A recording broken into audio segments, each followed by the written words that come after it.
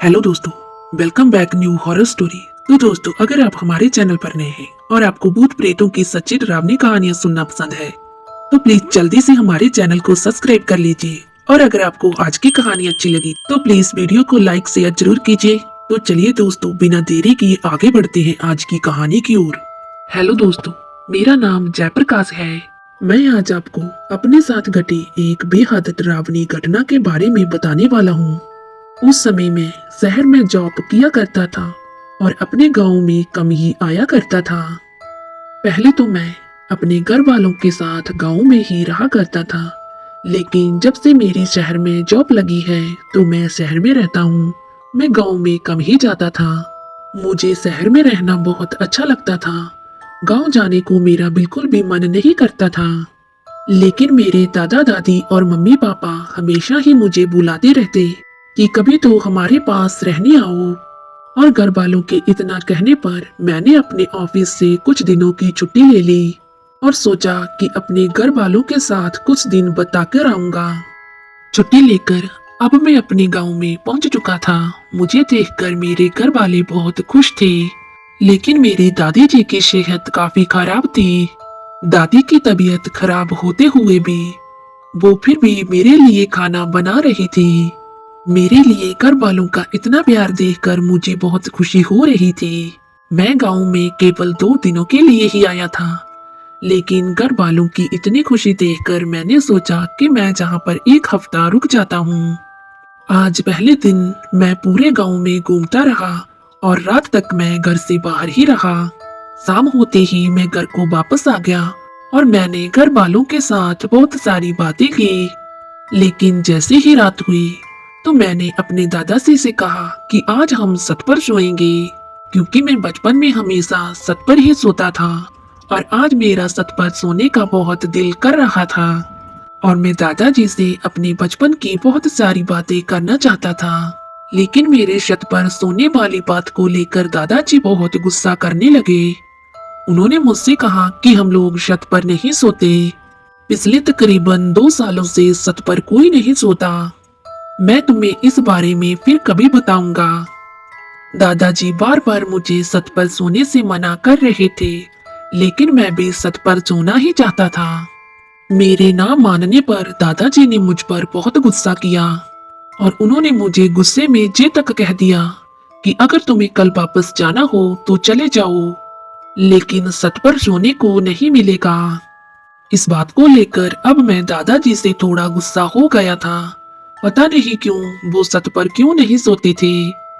और दादाजी को इतने गुस्से में देखकर मैंने कोई और सवाल ना किया और हम लोग नीचे ही सो गए। अगली सुबह मैं दादाजी से पूछता रहा कि आखिर क्या कारण है, मगर दादाजी ने कोई जवाब नहीं दिया। उसके बाद मैं बाहर घूमने के लिए चला गया और जब मैं बाहर गांव में घूम रहा था तो मुझे मेरे पुराने दोस्त मिले। मैं उनसे अपने बचपन की बातें करने लगा और उन्होंने मुझे गांव में नई बनी हुई चीजों के बारे में भी बताया। और उनसे बातें करते हुए अचानक मेरे दिमाग में आया कि इनसे पूछना चाहिए कि गांव के लोग अब क्यों नहीं छत पर सोते हैं। और उनसे बातें करते समय मैंने उनसे पूछा, क्या सच में जहाँ पर रात के समय छत पर कोई नहीं सोता? मेरे मुंह से इस बात को सुनकर वो भी हैरान थे। उनको लगा कि मुझे सब पता है, बस मैं सिर्फ उनसे मजाक कर रहा हूँ। लेकिन जब मैं उनसे बार बार पूछता रहा तो उन्होंने मुझे सच बता ही दिया। तो उन्होंने मुझे कहा कि जहाँ पर कई लोगों की मौत हो रही है। और उसके बाद उन्होंने कहा कि रात के समय एक चुड़ैल आती है, वो लोगों को मार देती है और वो चुड़ैल ज्यादातर मर्दों का शिकार करती है। जहाँ गांव में कई मर्दों की मौत हो चुकी है और उन लोगों की मौत का जिम्मेवार उसी चुड़ैल को माना जाता है।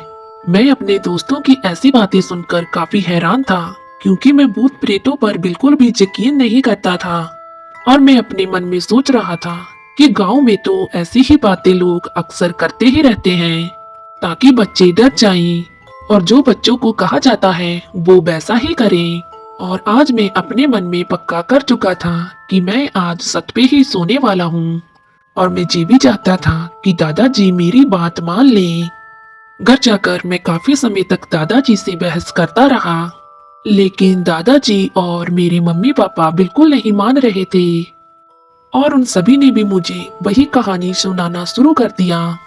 उन्होंने मुझे बताया कि जहाँ पर एक काले रंग का कौवा घूमता है और अगर रात के समय उस कौवे को छत पर कोई सोया हुआ मिल जाए तो वो चुड़ैल बनकर उसका शिकार कर लेती है और अगर तुम छत पर सोओगे तो वो हमारे घर में भी आ जाएगी।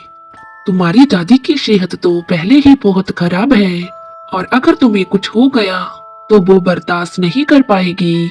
मुझसे इतना कहने के बाद सभी लोग अपने कमरे में जाकर सो गए और मुझे भी उन्होंने मेरे कमरे में सोने को कह दिया, लेकिन मैं अपनी जिद पर अड़ा हुआ था। मैं तो सिर्फ छत पर ही सोना चाहता था। मुझे दादाजी की बातों पर बिल्कुल यकीन नहीं था।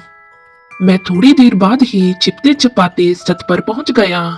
मैं छत पर बैठा आसमान को देख रहा था और यही सोच रहा था कि क्या सच में रात के समय गांव में एक कौवा घूमता है और जो कि एक चुड़ैल है। मैं यही बात को अपने मन में सोच रहा था और गांव वालों पर हंस रहा था और तभी मुझे घर के सामने वाले पेड़ पर एक कौवा नजर आया। वो पेड़ के बिल्कुल ऊपर बैठा था और मेरी तरफ ही देख रहा था और अंधेरे में उसकी आंखें किसी कोयले की तरह चमक रही थी। उस कौवे को देखकर पहले तो मैं थोड़ा ढक गया और फिर हंसने लगा। मैंने सोचा कि हो सकता है वो कौवा उसी पेड़ पर रहता हो और फिर मैं उस कौवे से बातें करने लगा। मैंने उस कौवे से कहा कि क्या तुम चुड़ैल हो? पूरे गांव वाले तुझसे डरते हैं। अरे यार कौवे, तूने तो पूरे गांव को डरा कर रख दिया है। और ये बातें करते हुए मैं उसी कौवे की तरफ देख रहा था और वो कौवा भी मेरी तरफ ही देख रहा था और मैं पूरे गांव वालों की बातें सोचकर हैरान था कि कैसे वो एक कौवे से डर सकते हैं और ऐसी वैसी कहानियां बनाना शुरू कर देते हैं। लेकिन मैं आसपास के घरों में भी देख रहा था, क्योंकि बचपन में बहुत से लोग छत पर सोया करते थे, लेकिन अब दूसरे गांव वालों की छतें बिल्कुल खाली थी। मुझे दूर दूर तक किसी भी छत पर कोई भी इंसान नजर नहीं आ रहा था और मैं सोच रहा था कि कैसे लोग इस कौवे के डर से अपने घरों में बंद हो चुके हैं। उसके बाद वो कौवा थोड़ा सा हिला और वो उड़कर एक दूसरे पेड़ पर बैठ गया। वो कौवा अब भी मेरी तरफ ही देख रहा था। उसकी आंखें बहुत चमक रही थी और थोड़ी देर के बाद वो कौवा उड़कर हमारी छत पर आ गया। वो हमारे घर के छत पर एक कोने पर बैठकर मुझे ही घूरे जा रहा था। उसके बाद वो कौवा उड़कर छत से नीचे वाली सीढ़ियों पर जाकर बैठ गया। अब मैं नीचे नहीं जा सकता था क्योंकि वो बिल्कुल सीढ़ियों के पास बैठा हुआ था। वैसे तो मैं भूत प्रेत पर यकीन नहीं करता, लेकिन मुझे नीचे तो सीढ़ियों से ही जाना था और वो सीढ़ियों के बिल्कुल बीच में जाकर बैठ गया था। मैं अब थोड़ा थोड़ा सा डर रहा था। मैं इन सब चीजों पर यकीन नहीं करता, मगर फिर भी गांव वालों की बातों को सुनकर मन में थोड़े थोड़े ख्याल तो आ रहे थे। लेकिन इसके बाद वो कौवा धीरे धीरे करके मेरी तरफ आने लगा। अब वो उड़कर नहीं चलकर धीरे धीरे मेरी तरफ आ रहा था। मेरे देखते ही देखते उसका आकार बढ़ने लगा। उसके पंजे बहुत बड़े होने लगे। अब वो धीरे धीरे एक काले रंग की औरत में बदलती जा रही थी। अब मेरी आंखों के सामने एक कौवा एक औरत के शरीर में बदल चुका था। ये सब कुछ देखकर मुझे अपनी आंखों पर यकीन नहीं हो रहा था। मुझे ऐसा लग रहा था कि जैसे मेरी आंखों के सामने कोई फिल्म चल रही हो या फिर मैं कोई सपना देख रहा हूँ। बिल्कुल मेरे सामने देखते ही देखते एक कौवा एक काली सी औरत में बदल गया। अब वो औरत मेरी तरफ घूरे जा रही थी। उसकी आंखें किसी कोयले की तरह चमक रही थी। अब मैं जान चुका था कि ये कोई साधारण कौवा नहीं था। मुझे घर वालों और अपने दोस्तों की कही हर बात याद आ रही थी।